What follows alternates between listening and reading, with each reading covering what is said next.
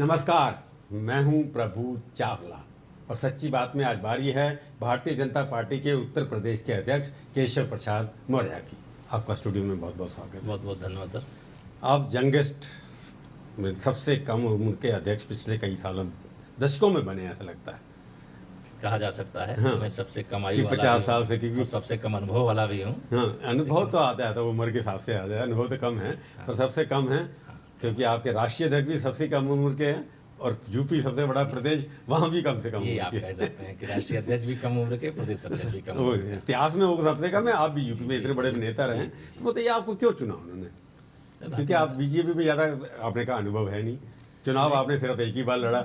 नहीं, अनुभव इस नाते में नहीं कह सकता कि नहीं है। मेरी संगठन के अंदर काम करते करते बहुत लंबा समय बीता है, लेकिन भारतीय जनता पार्टी के संगठन के काम में मैं 2004 से सक्रिय रूप से आया हूँ और कई संगठनात्मक गतिविधियों का हिस्सा रहा हूँ। मैं प्रदेश का किसान मोर्चे का महामंत्री रहा, भारतीय जनता पार्टी काशी क्षेत्र का अध्यक्ष रहा और उसके पश्चात विधानसभा चुनाव लड़ने का मौका मिला, विधानसभा में रहा।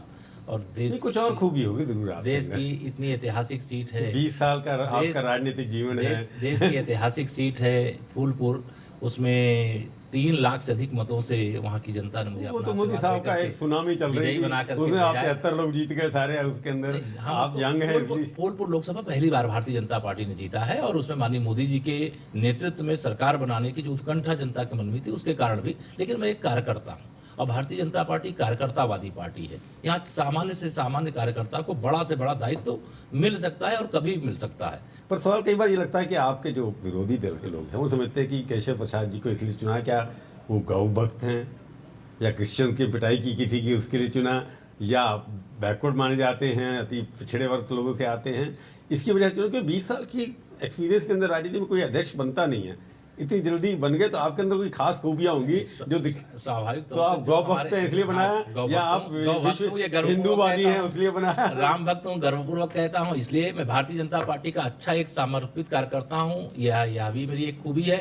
इसके कारण पार्टी ने मुझे जैसे कार्यकर्ता को कितना बड़ा अवसर दिया है, इस अवसर को मैं भारतीय जनता पार्टी की विजय के रूप में परिवर्तित करके 2017 में पूर्ण बहुमत की एक ऐसी मजबूत सरकार बनाना चाहते हैं जिससे उत्तर प्रदेश भी विकास के पथ पर जैसे देश आगे बढ़ रहा है। क्यों किस लिए वोट देंगे आप लोग? इसलिए देंगे कि हम सुशासन देने वाले हैं, कुशासन से प्रदेश को मुक्त कराने वाले हैं, भ्रष्टाचार से मुक्त कराने वाले हैं, गुंडागर्दी से मुक्त कराने वाले हैं। अखिलेश जी जैसे विफल, देश के शायद इतिहास में सबसे जो फेल हुए मुख्यमंत्री होंगे उसमें श्री अखिलेश यादव जी है। इस सरकार को हटाने के लिए जनता कृत संकल्प है। इतने विकास हो रहे हैं, मेट्रो स्टेशन बन गया लखनऊ के अंदर, दिल्ली लखनऊ से लेकर आगरा तक की सड़क रिकॉर्ड पीरियड में बन रही है, हर सड़कें वहाँ पर अच्छी बन गई हैं। उनका कहना तो ये है, उनके जो पोस्टर पढ़ो, एडवर्टाइजमेंट पढ़ो, ऐसा लगता है सारा विकास वहीं हो रहा है, कहीं नहीं हो रहा। एकदम आपने सही बात कही है कि उनका जो विकास हो रहा है वो विज्ञापन में हो रहा है, अखबारों में सड़क बन रही है कि नहीं लखनऊ से वहाँ तक? जो सड़कें बन रही है बहुत छोटी छोटी, उसमें बहुत बड़े पैमाने पे जो दूसरा उसका पक्ष है, जहाँ कुछ थोड़ा सा काम हो रहा है वहाँ बहुत बड़ा भ्रष्टाचार हो रहा है। भ्रष्टाचार, गुंडागर्दी, असफलता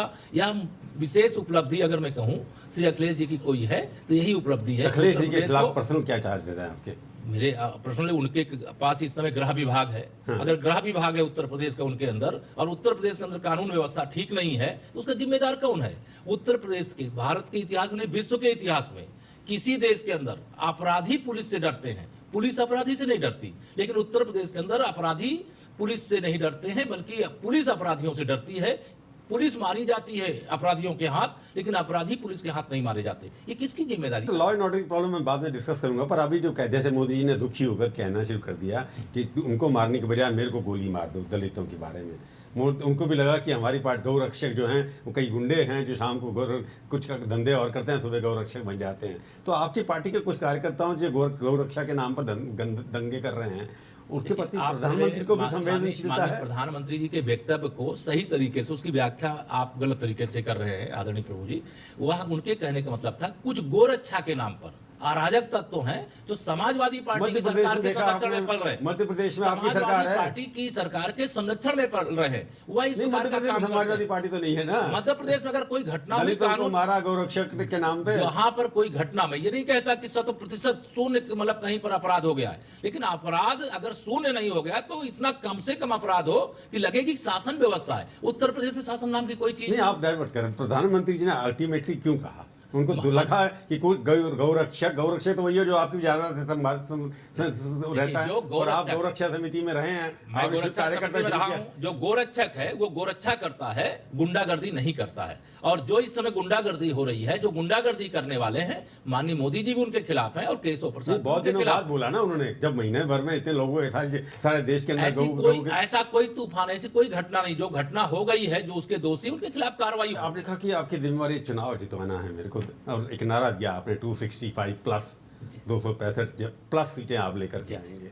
केशव प्रसाद जी, आपको कौन सी जादू की छड़ी है? दलित आपसे नाराज, मुसलमान आपसे नाराज, अगड़ी जाति के लोग आपसे नाराज, आप कहाँ से, कौन सी जादू की छड़ी? आप कहते विकास का नारा देंगे, आप ठीक है विकास का नारा देंगे, क्योंकि मोदी जी विकास के सिंबल हैं, उन्होंने विकास कराया गुजरात के अंदर, यहाँ भी अच्छे नारे दिए, परंतु यूपी के अंदर तो कुछ है ही नहीं आपके पास। पुरानी सरकार है, कुछ आपने बताया नहीं क्या करता। अगर आप पुरानी सरकार जो 16 साल पहले सरकार आपकी थी, कुछ कहेंगे आपकी सरकार क्या इनसे कितनी क्या अच्छी थी, क्या किया था जो आप करेंगे? आप पहले तो मैं आपको यह दोहरा दूं, 265 प्लस के लिए जो मैं पूरे आत्मविश्वास के साथ कहता हूं, तो 2014 में 40 से 265 2014 में जो भारतीय जनता पार्टी की स्थिति थी, वह स्थिति 2017 में है, और इसको कोई नकार नहीं सकता। उसका प्रमाण छोटा सा अगर मैं दूं, सपा बसपा, कांग्रेस का यूपी में कोई वजूद नहीं, सपा बसपा मुख्य वहां के प्रतिद्वंदी, उन दोनों दलों में इतनी भगदड़ मची हुई है कि अगर मैं भारतीय जनता पार्टी प्रदेश कार्यालय का दरवाजा खोल दूं कि जो आना चाहे आ जाए, तो आदरणीय श्री मुलायम सिंह जी का जो सैफई परिवार है, वह सपा के अंदर, और श्री आजम खां के जो अनुयायी होंगे थोड़े बहुत वो, और बसपा में श्री नसीमुद्दीन सिद्दीकी और बहन मायावती जी। मैं यह मानता हूं कि 2-3 लोगों को छोड़ करके सब आपके दरवाजे पे आए। सफाया होने वाला है। वो या आपकी पार्टी में आने वाले हैं? वो तो दरवाजे पे खड़े हैं, मैं दरवाजा भी नहीं खोला। नहीं, आपने खोल तो दिया स्वामी प्रसाद मौर्य, जिनको लेना उनको मैं ले रहा हूँ, जिनको नहीं लेना नहीं लूंगा। इसका मतलब ये भी नहीं आपको अपनी पार्टी के ऊपर विश्वास नहीं है कि आप जीत सकते हैं, दूसरे लोगों को ले रहे हैं, ऐसे लोगों के जिनके ऊपर आरोप लगे हुए हैं। अगर मेरे पार्टी के विजय का विश्वास नहीं होता, अगर किसी दूसरे दल के विजय का कोई संभावना होती, तो यह जो नेता जो भी आज अपने दल को छोड़ करके भारतीय जनता पार्टी में आना चाहते हैं, वो मेरी ओर नहीं आते, वहीं जाते। आज जिनके ऊपर आरोप है भ्रष्टाचार के, आरोप है स्वामी प्रसाद के ऊपर है। नहीं, स्वामी प्रसाद उसके ऊपर केसेस रजिस्टर्ड है उसके खिलाफ। स्वामी प्रसाद जी के ऊपर कोई भ्रष्टाचार का आरोप मेरी जानकारी के हिसाब से नहीं है। आपने इंक्वायरी नहीं की थी करने से पहले? आरोप लगे हुए हैं भ्रष्टाचार के, और बाकी क्रिमिनल चार्जेस जो हैं वो तो आपके खिलाफ भी है। क्रिमिनल चार्जेस तो वो राजनीतिक मुकदमों को क्रिमिनल मतलब चार्जेस नहीं कहे जाते, इसलिए मैं उस इशू को उठा नहीं कि राजनीतिक मुकाबले में आपने गौरक्षा के किया होगा, जैसे इलाहाबाद में वो पादरी साहब थे, उनके खिलाफ कुछ आपने किया था, वो केसेस बने हुए हैं आपके ऊपर भी। देखिए, स्वाभाविक तौर से कोई आकर के मेरे समाज को के अंदर आकर के नफरत फैलाएगा, भेदभाव करेगा, उसको गलत मान करके उसकी शिकायत करना, ये कौन सी गलत बात है? जिसके इतनी सारे सीटें आए 73, उसके बाद जो एमपी जीते आपके एमएलए की छोड़ करके सारे बाई इलेक्शन हार गए आप। आदरणीय प्रभु जी, पूरा आंकड़ा, आप तो बहुत वरिष्ठ पत्रकार हैं, आंकड़ा उठा के देखिएगा। 2014 के लोकसभा चुनाव में जो माननीय विधायक सांसद बने, और वह उसके बाद वहां जो उपचुनाव हुए, और 2012 के जब विधानसभा चुनाव हुए, अथवा 2014 में जब लोकसभा चुनाव हुए, उस विधानसभा क्षेत्र में हमें जितने मत मिले थे, उससे बहुत अधिक मत हमको प्राप्त। तो आंकड़ों की बात है ना, सवाल ये जो आपका एमएलए सांसद बन गया, वो अपनी एमएलए की सीट नहीं बचा पाया। जितने मत हमको 2014 में विधानसभा सीटों में, हाँ सीट आ रहे, इसे मैं स्वीकार करता हूँ। बगल में अभी यहाँ पे 2 चुनाव हुए, बिलारी के अंदर, एक जंगीपुर में मेरे अध्यक्ष बनने के बाद हुए। मैं विधानसभा जब चुनाव हुआ था, वहां भारतीय जनता पार्टी को 12,000 वोट मिला था। अभी हमने यहाँ पर 83,000 वोट पाए, तो भाजपा पीछे कहां गई? जंगीपुर में हम 14,000 वोट पाए थे, वहां हम 63,000 वोट पाए, तो इसका मतलब भाजपा कितनी आगे बढ़ गई है। 2012 में जो सीटें आपने जीती थी, और 2017 में आप चुनाव लड़ने जा रहे हैं, आपकी सीटें कम ही हुई ना बाई इलेक्शन में? नहीं बड़ी हुई ना? नहीं कम हुई। जो 2040 सीटें आपके पास थी। मैं आपको ये आंकड़ा बता दूं, 2014 के 2012 में कितनी? 2012 में हम 47 जीते थे, लेकिन 2017 में हम 2012 में 47 जीते, 2014 में 337 विधानसभा सीटों पर हम नंबर लीड किया। उसको मैं पार्लियामेंट से कंपैरिजन नहीं कर रहा, मैं कर रहा हूं। मैं ये मान रहा हूं कि 2014 में जो विजय हमें मिली है, उसे हम 2017 में दोहरा देंगे। इसलिए दोहरा देंगे क्योंकि 2000 मैं आपको आंकड़ा दे रहा हूं, मैं 12,000 जो 2000 मैं जिस सीट पे लोकसभा के चुनाव में हमें इसी बिलारी सीट के अंदर हमें 65,000 वोट प्राप्त हुए। विधानसभा जब हम लड़ रहे हैं, जो जीते वो सिकंदर। हाँ ठीक है, तो आपके नंबर तो कब हुए? इस बार हम इस आपको जी मैं तो 15,000 ले लिया, 20,000 गया, लगे कि असेंबली के अंदर आपको 50 भी नहीं आया। 2017 में हम ये दावे के साथ कह सकते हैं कि बुआ और भतीजे श्री अखिलेश यादव जी और बहन मायावती जी अगर दोनों लोग मिल करके लड़ेंगी तो इस बार हमारी यह भी रणनीति है, इनके मिल करके लड़ने के बाद में हम विजय प्राप्त करेंगे। नहीं केशव प्रसाद पता आप कह रहे हैं, पर आप उनके लोगों को ले क्यों रहे हैं, अपने दूसरी पार्टियों के लोगों को ले क्यों, जबकि आपके कार्यकर्ता, आपके यंग कार्यकर्ता वहां पर इतने काम हैं 200 से अगर आपके पास नहीं है, इसका मतलब कैंडिडेट नहीं है 400 के, जिसे बाकी लोग एक पार्टी से डिफेक्ट करा रहे हैं आप लोगों को, जैसे लोकसभा में किया वैसे ही आप लोग विधानसभा में करने जा रहे हैं। जो हमको लगता है राजनीतिक दृष्टि से कि किसी ऐसे विधायक नेता को लेने की आवश्यकता है, हम गहराई से उसकी समीक्षा जो करते व्यक्ति हैं। संघ को, आरएसएस को, बीजेपी को 15 साल से गालियां दे रहा हो, वो आदमी आपका, उसको आप पार्टी में एडमिट कर रहे हैं, तो उसका धर्म परिवर्तन आपने कर लिया, राजनीतिक धर्म परिवर्तन कर स्वामी दिया। प्रसाद मौर्य जी के आने से भाजपा को एक मजबूती मिली है, और हम ये कह सकते हैं कि जो आपको हमारी जरूरत विजय, है। हमारी नहीं जरूरत नहीं होती, लेते क्यों? और वो एक बड़े नेता है उत्तर प्रदेश के, और उनके आने से भाजपा को एक ताकत बढ़ी है, और उनका हम आदरपूर्वक भारतीय जनता आप पार्टी के ये अंदर मानते हैं? स्वागत करते हैं। इसलिए- और अभी बहुत बड़े बड़े आपको ध्यान आएगा आने वाले समय में, और बहुत बड़े बड़े किले ढहने वाले हैं। तो आप अध्यक्ष होने के नाते मान रहे हैं कि आपकी जो करंट सेना है भाजपा की, संघ परिवार की, वो सेना इतनी उपयुक्त नहीं है कि वो आपको चुनाव जिता सके। नहीं, बाहर से आप इंपोर्ट कर रहे हैं, ये क्यों कर रहे हैं? पूछूंगा एक ब्रेक के बाद। आपके प्रधानमंत्री पे कितने कहा था कांग्रेस को, सब हम भ्रष्टाचार, कितने कांग्रेसी बड़े नेता कार्रवाई बन कर गए रहे हैं।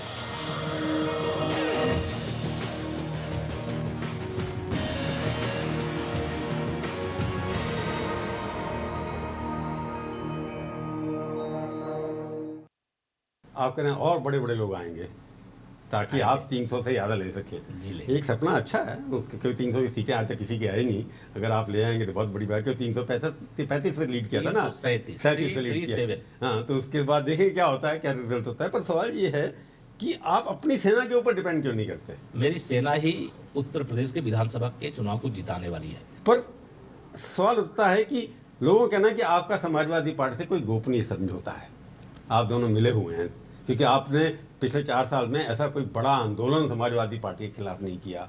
आपके यहाँ कोई बड़े उनके केसेस पड़े हुए हैं सेंटर में जो आगे आपने नहीं बढ़ाए, तो अंदर से आप दोनों मिले हो क्योंकि आपको बहन मायावती को बाहर रखना है, क्योंकि आप एंटी दलित, ऐसा आपके विरोधियों का कहना है। इसमें कितना सच है कि आपने समाजवादी पार्टी के ऊपर कभी अटैक किया ही नहीं? मैं अपने प्रश्न का उत्तर दूं उससे पहले मैं यह सवाल करना चाहता हूं कि भारतीय जनता पार्टी उत्तर प्रदेश में 2012 के चुनाव में तीसरे नंबर की पार्टी थी, लेकिन जिस दिन से शपथ मुख्यमंत्री जी ने लिया है हम उस दिन से संघर्ष किए। लेकिन बहन मायावती जी, आदरणीय श्री अखिलेश जी की बुआ जी, उनका और इनका क्या गठबंधन है कि अभी इस समय की बात नहीं कर रहा हूं, इन्होंने चुनाव में एक भाषण दिया था श्री अखिलेश यादव जी ने कि अगर मेरी सरकार बनेगी तो मायावती जी की मूर्ति और इनके पार्क को ढहा करके वहां अस्पताल बना दूंगा।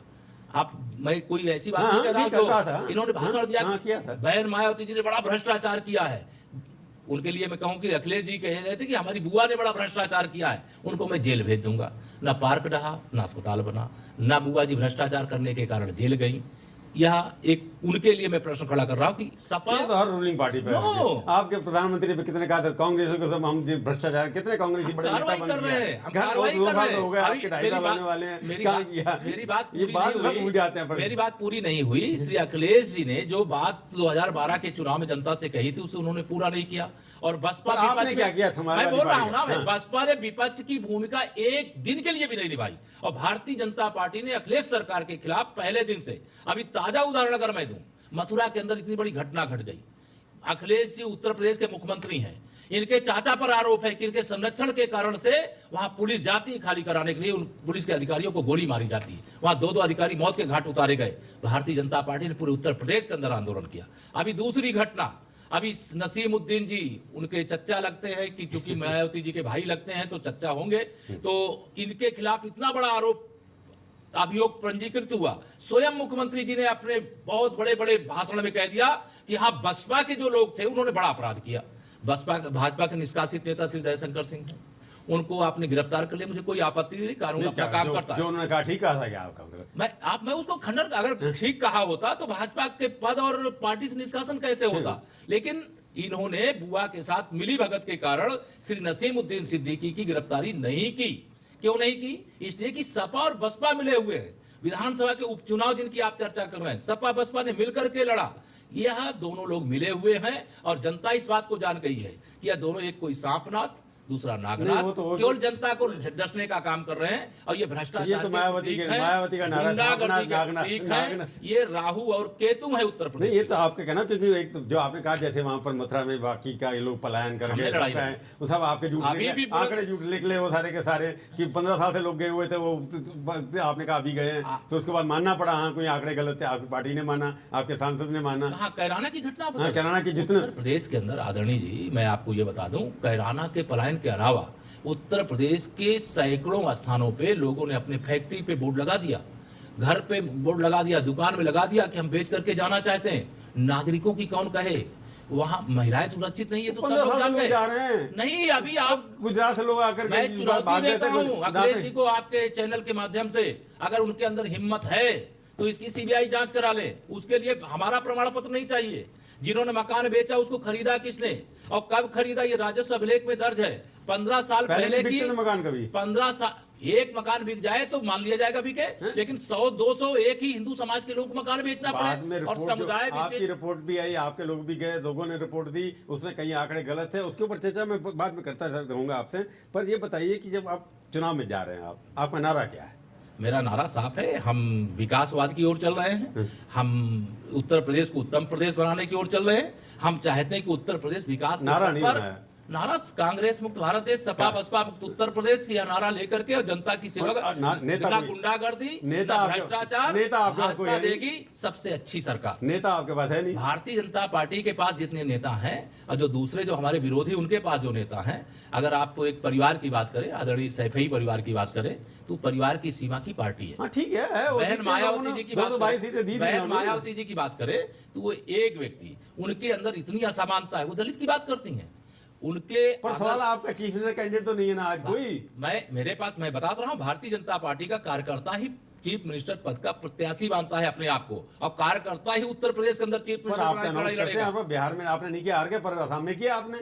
हमने झारखंड में नहीं किया, हमने हरियाणा में नहीं किया, हमने महाराष्ट्र में नहीं पर किया, जीत उसके- गए। वो इलेक्शन तो उसके बाद हुए हैं ना असम का, तो आपका जहां- दिल्ली में ये हारे, आपने बिहार में नहीं किया। ये तो अधिकार, दिल्ली में अनाउंस किया आपने। ये अधिकार केंद्रीय संसदीय बोर्ड का है, वो किसको मुख्यमंत्री पद का प्रत्याशी बनाएंगे। लेकिन मैं प्रदेश के नेतृत्व को, देश के नेतृत्व को यह विश्वास दिलाना चाहता हूं कि वह घोषित करके देंगे तब भी प्रचंड बहुमत के साथ बीजेपी पहुंचेगी, नहीं घोषित करके देंगे तब भी हम प्रचंड बहुमत के साथ जीतेंगे। अब बुआ भतीजे की नहीं, भाजपा की सरकार कैसे बनेगी। प्रसाद जी, आपकी एग्जीक्यूटिव कमेटी की मीटिंग हुई झांसी में, कई सीनियर नेता है नहीं वहां पर पार्टिसिपेट करने के लिए। माननीय राजनाथ जी गए, बाद में कंक्लूजन है, बाकी लोग माननीय राजनाथ जी गए, हाँ। माननीय हमारी कलराज जी गए, हमारे वहाँ कम से कम 10 मंत्री वहां पर मौजूद थे। और क्या प्रदेश की कार्य समिति में पूरा देश चलाएगा? नहीं, आपने तो प्रदेश कार्य की पहले ही कर रहे थे वहां पर, जब नई कमेटी समिति अनाउंस किया आपने 40 लोगों की, उसके अंदर भी दिखाई दे रहा है कि भाई भतीजावाद है, जातिवाद है। नहीं नहीं नहीं, भारतीय आपने जनता- मंत्रियों के पुत्रों को बना दिया, किसी को महामंत्री की, किसी को कुछ और चार। नहीं, देखिए, जो भारतीय जनता पार्टी में जो पद लोग पाए आप हुए, कांग्रेस के ऊपर लगाते हैं चार्ज की नहीं, यहाँ पर आपने मैं दावे के साथ कहता हूं, भारतीय जनता पार्टी में अगर राजनाथ किसी जी ने का पद बेटा पाया, उसके अंदर, कल्याण सिंह राजनाथ जी का सिंह बेटा जी के अंदर, बेटे, टंडन जी का बेटा उनके अंदर। राजनाथ सिंह जी के बेटे श्री पंकज सिंह जी पिछले 20 वर्षों से भारतीय जनता पार्टी की राजनीति कर रहे हैं, और अगर उनको राजनीति करना, संगठन करना, चुनाव लड़ना है तो क्या बसपा और सपा से टिकट मांगने के लिए जाएंगे? उनके अंदर योग्यता है, उनकी योग्यता के आधार पर 20 साल से जो काम कर रहा है। टंडन जी का मैं नहीं कह रहा, आप चार्ज लगा दे, मेरिट पे होंगे, मैं उसके ऊपर जा नहीं रहा। मेरिट पे जिम्मेदारी हाँ, मिली। पर आपने दिया, उसके बाद आपने मोदी को खुश करने के लिए वाराणसी से 4 लोग ऑफिस कमेटी में ले लिए। मोदी जी को खुश करने के लिए नहीं, जहां पर जो योग्यता आप वाला, ईस्टर्न यूपी क्षमता से 10 वाला, लोग, 12 लोग ईस्टर्न यूपी से और वेस्टर्न यूपी से, बाकी यूपी नहीं है कहीं पर। 40 पूरा यूपी है, संतुलित 23 टीम लोग, है, 23 लोग, दो संतुलित टीम है। हर क्षेत्र को प्रतिनिधित्व दिया गया है, आयु वर्ग को, अनुभव को, पूरे संतुलन बना करके भारतीय जनता पार्टी की प्रदेश की कमेटी गठित की गई। नहीं, आप कह रहे हैं अखिलेश जी मुख्यमंत्री सफल नहीं हुए, बिल्कुल भी असफल, बिल्कुल असफल हैं। धोखेबाज, जवानों को धोखा, किसानों को धोखा, गांव को धोखा, गरीबों को धोखा, विकास के विरोधी। ओपिनियन पोल आ रहा है, उसके अंदर उनकी छवि तो सबसे उत्तम माने जाते हैं, बाकी उनकी पार्टी बेकार मानी जाती है। उनकी छवि तो अच्छी है ओपिनियन पोल कोई के हिसाब अच्छी से। नहीं है। अभी जो कहीं कुछ छवि दिखाई दे रही है, आप देखते रहिएगा। आप बताइए, उत्तर प्रदेश का विकास हो जाए, इतना देश का सब प्रकार से संभावनाओं वाला राज्य अगर विकास में पिछड़ा है, मोदी जी की विकास एक्सप्रेस अगर जा रही है तो लखनऊ नहीं रुकने देंगे, वो रोक देंगे। अंतर्राज्यीय परिषद को विकास को लेकर बैठक होगी, उसमें मुख्यमंत्री जी नहीं आएंगे। राष्ट्रीय राजमार्ग बनाने के लिए एनओसी मांगी जाएगी, नहीं देंगे। सांसदों के आदर्श ग्राम के विकास की बात आएगी, उसको रोक दो, जिससे सांसद बदनाम हो जाए। आंकड़े जो आपके यहाँ एग्रीकल्चर में यूपी आगे, बाकी प्रदेशों से, आपके बीजेपी कई प्रदेशों से आगे है एग्रीकल्चर डेवलपमेंट। आप फिगर आपने उठा लीजिए। 23% विकास दर मध्य प्रदेश की, 3.3% उत्तर प्रदेश की विकास दर, कृषि की विकास दर। प्रधानमंत्री फसल बीमा योजना इन्होंने लागू नहीं की अभी। क्रय केंद्र खोले, गेहूं धान की खरीद नहीं इन्होंने किया। गन्ना किसानों का बकाया भुगतान नहीं किया। हमारे जहाँ स्टेट ने लगा रखी थी, वो क्लेम कर रहे हैं हमने लगवा दी। वो उनके आंकड़े पढ़िए तो वो करते हैं। इतने उत्तर प्रदेश के विरोधी हैं। केंद्र सरकार, देश के सभी राज्यों ने समझौते पर हस्ताक्षर कर दिया कि 24 घंटे 7 दिन बिजली उपलब्ध हो, लेकिन उत्तर प्रदेश के मुख्यमंत्री ऐसे हैं कि यूपी को 24 घंटे अगर बिजली मिल गई तो मोदी जी को श्रेय चला जाएगा। इस डर से वो साइन नहीं कर रहे हैं। उनको लगता है एंटी लोगों को बिजली नहीं देंगे, हार जाएगा चुनाव, इस तरह कि मोदी जी पॉपुलर ना हो जाए। ये डर से वो विकास नहीं होने दे रहे। मैं एकदम बैरियर के रूप में काम कर रहे हैं। अखिलेश जी से बड़ा विकास विरोधी मैं जितनी मेरी 32 साल का सार्वजनिक जीवन है, इतना विकास विरोधी, इतना नौजवान विरोधी, इतना भ्रष्टाचार को संरक्षण करने वाला, अपराधियों को संरक्षण करने वाला, गुंडागर्दी को बढ़ाने वाला, प्रशासन तंत्र को ध्वस्त करने वाला, ऐसा कोई मुख्यमंत्री देश में दूसरा नहीं मिलेगा। आप कांग्रेस को कैसे देखते हैं? कांग्रेस यूनाइटेड है, सारी मिलजुल गई। आपके यहाँ गुटबंदी अभी भी है, उनके यहाँ गुटबंदी खत्म हो गई। उस दिन भीड़ थी वाराणसी में, इतनी सारी भीड़ उतर के आई। आपने उधर लखनऊ से राहुल जी का भी देखा, काफी भीड़ मिल रही है उनको। देखिए राहुल जी, आप जानते हैं कांग्रेस के वो युवराज हैं, मुझे उसमें कुछ कहना नहीं, लेकिन कभी कभी आदरणीय हमारे खड़गे जी वहाँ संसद में, मैं भी लोकसभा में हूँ, जोर से बोलने लगते हैं। लोग बगल में कहते हैं कि देखो खड़गे जी जरा धीरे बोलो, कांग्रेस का भविष्य सो रहा है। राहुल जी की यही स्थिति है। वहाँ भीड़ तो थी लखनऊ में, शोर नहीं, वहाँ तो जाग रहा था नौजवान जो आया था, वहाँ पर 7,500 लोग आए हुए थे। जो लाए गए थे, कैसे लाए गए थे, जब उसका सच जानेंगे। जो गुजरात का सच है, फर्जी माँ वाराणसी में तो नहीं लाए, रोड शो में तो नहीं ला सकते। वाराणसी के अंदर पूरे उत्तर प्रदेश की ताकत लगाए तो कितने लोग आए? 2,500 लोग आए, 2,500 लोग। ये तो आप कह रहे हैं, मैं नहीं कह रहा। आप अपने चैनल के माध्यम से पता करवा ले।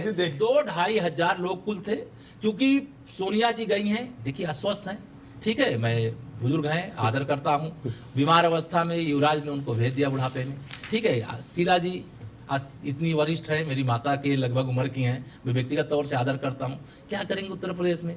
अध्यक्ष इनको पूरे यूपी में नहीं मिला, मुंबई से राज बब्बर जी को खोज के लाए। कांग्रेस का यूपी में कोई वजूद नहीं है, बूथ पे इनके पास कार्यकर्ता नहीं है। नंबर 1 पॉलिटिकल दुश्मन कौन है आपका? समाजवादी पार्टी है। लड़ाई आपकी समाजवादी हाँ, से? समाजवादी पार्टी। बसपा की लड़ाई नहीं है। बसपा मैं ऐसा मानता हूँ, उसका टुकड़ा साहब आप डिफेक्शन से करा लेंगे। 100% साफ हो गया है। देखिए असमानता, आपको मैं निवेदन करूं, ये जो इनकी पार्टी के अंदर, ये बहन जी कहती है दलितों के साथ अत्याचार हो रहा है।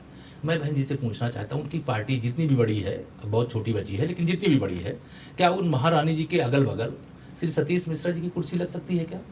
अगर नसीमुद्दीन सिद्दीकी जी की हो सकता है वो लगवा ले, मैं इससे इनकार नहीं कर सकता, लेकिन असमानता, और लगेगी भी तो भाजपा के डर के कारण लगेगी कि अब सतीश मिश्रा जी को बगल में बैठाओ, नसीमुद्दीन सिद्दीकी को लगाओ। यहाँ जो सबसे ज्यादा कार्यकर्ता आने वाले हैं बसपा से आने वाले हैं, इसका दलितों से आने वाले हैं। उनके पास कुछ बचा नहीं है। देखिए दलित नहीं, आप वहीं से उनकी जमीन खिसक गई है। दलितों को ये मालूम है गरीबों के लिए कौन काम कर रहा है। नरेंद्र मोदी जी ने गरीबों के लिए जितना काम 2 साल में मैं कर दिया। बसपा का इसलिए पूछ रहा हूँ कि आपने कहा वो तो कहीं हमारे कंपटीशन में है ही नहीं। आपका झगड़ा सिर्फ सीधा समाजवादी पार्टी के साथ है, क्योंकि बसपा को आप समाप्त करना चाहते हैं पहले। बसपा सपा दोनों साफ होंगी, क्योंकि अब यह परिवार का सरकार बसपा से क्यों नहीं खतरा आपको? सब ये हमेशा ये होता है कि रीजनल पार्टी बड़ी, आपसे सपा से भी खतरा नहीं है, लेकिन आप लड़ाई की बात मुझसे पूछ रहे हैं, इसलिए मैंने बताया कि उत्तर प्रदेश में भारतीय जनता पार्टी प्रचंड बहुमत से जीतेगी। अगर 20 सीट अगर मान लीजिए सपा जीतती है तो मैं ये कह सकता हूँ 15 ही बसपा 15 में सिमट जाएगी, और कांग्रेस 5 की खाता खोल पाए, 5 तक पहुंचेगी नहीं पहुंचेगी मैं नहीं जानता। लेकिन मैं यह मानता हूं कि भारतीय जनता पार्टी की इतनी जबरदस्त बढ़त है, और उसका प्रमाण सपा बसपा की भगदड़ है। कांग्रेस का कोई छोड़ के अभी आपके पास ज्यादा लोग नहीं आ रहे। बहुत बड़ी संख्या आ चुकी, इनके घोषित प्रत्याशी भाजपा की सदस्यता ग्रहण कर चुके। अभी बहुत सारे लोग आप देखिए, यहाँ भी बीजेपी के लोग छोड़ के गए, कोई नहीं गया।